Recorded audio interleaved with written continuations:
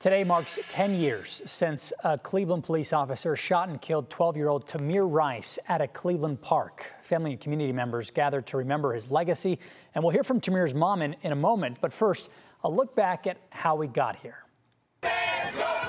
Sadness and anger tonight after a Cleveland police officer shoots a 12-year-old. For 10 years, the story of what unfolded at Cudell Park has captured headlines. This story is making international headlines now. Our newsroom getting calls from as far away as Dublin overnight.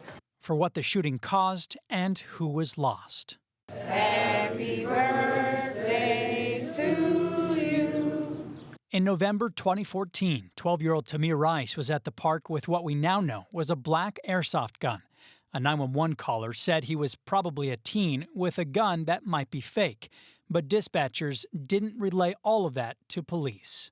Wearing a camouflage hat, a gray jacket with black sleeves, so he keeps pulling a gun out of his pants. Responding officers pulled right up to the gazebo, and within 2 seconds, Officer Timothy Lohman got out and shot Tamir twice.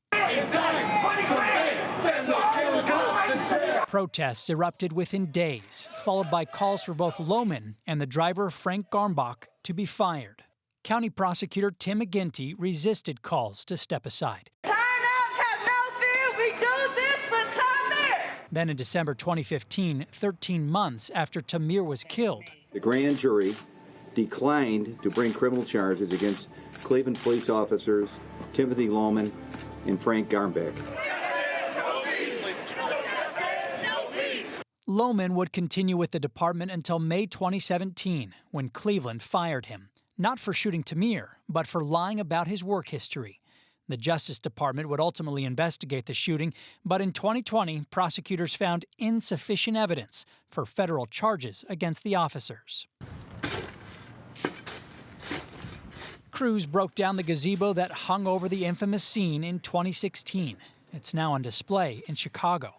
The Rice Butterfly Memorial Garden has marked the spot at Cudell Park since 2022, a permanent reminder of what was lost 10 years ago. And the other officer, Officer Garmbach, is still at the Cleveland Police Department. Coming up at 5, we look at some of the ongoing repercussions of that shooting, including the Department of Justice consent decree that the city has been under since 2015.